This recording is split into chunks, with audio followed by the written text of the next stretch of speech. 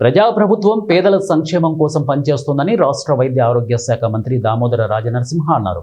గురువారం సంగారెడ్డి నియోజకవర్గానికి సంబంధించి నూతన రేషన్ కార్డుల పంపిణీ, షాదీ ముబారక్, కళ్యాణలక్ష్మి చెక్కుల పంపిణీ కార్యక్రమం నిర్వహించారు. ఈ కార్యక్రమానికి మంత్రి దామోదర నరసింహ, అలాగే జిల్లా కలెక్టర్ వి ప్రావీణ్య, జహీరాబాద్ పార్లమెంటు సభ్యులు సురేష్ సెట్కూర్, మెదక్ పార్లమెంటు సభ్యులు Raghunandan Rao, Sangareddy MLA Chinta Prabhakar, Narayankhed MLA Sanjeeva Reddy, TGIIC chairman Nirmala జగ్గారెడ్డిలతో కలిసి ముఖ్య అతిథిగా హాజరయ్యారు. ఈ సందర్భంగా జరిగిన సమావేశంలో మంత్రి మాట్లాడుతూ ప్రజాప్రభుత్వం ఎల్లప్పుడూ పేదల సంక్షేమం కోసం కట్టుబడి ఉంటుందని అన్నారు.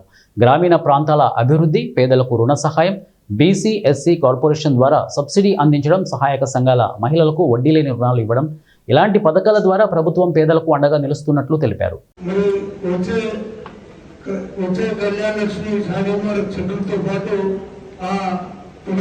ఇస్తే బాగుంటుంది అనేది నా అభిప్రాయం. రేషన్ కార్డు గతంలో కూడా ఇచ్చి ఉన్నాం, మరి ఇప్పుడు కూడా ఇస్తున్నందుకు సంతోషంగా ఉంది. మరి అట్లాగే ఈ మెడికల్ కాలేజ్తో పాటు కొన్ని సబ్ సెంటర్లు కూడా ఈ కాన్స్టిట్యూన్సీలో జిల్లా కాంగ్రెస్ ప్రభుత్వం ఆనాటి నుంచి ఈనాటి వరకు కట్టుబడింది.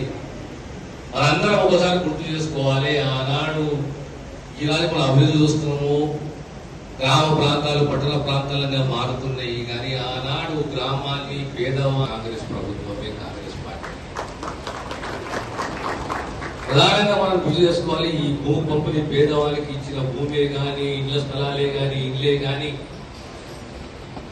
SC corporation, BC corporation, tribal welfare ద్వారా ఆర్థిక సహాయం, సబ్సిడీలే కానీ ఇవన్నీ కూడా ఆనాటి నుంచి కూడా అందిస్తున్నది కాంగ్రెసే. మళ్ళీ ఈనాడు కొత్త రేషన్ కార్డు మన జిల్లాలో సుమారు 39,000 కొత్త రేషన్ కార్డులు, అదనపు లబ్ధిదారులు 68,000 దాకా, సుమారు 68,000 దాకా. ఈ రేషన్ కార్డు ఎప్పటి నుంచో అడుగుతున్నారు, మాకు కొత్త రేషన్ కార్డు కావాలి, మాకు కొత్త రేషన్ కార్డు కావాలని చెప్పి ఈనాడు మనం మళ్ళీ కొత్త రేషన్ కార్డులు ఇస్తున్నాము.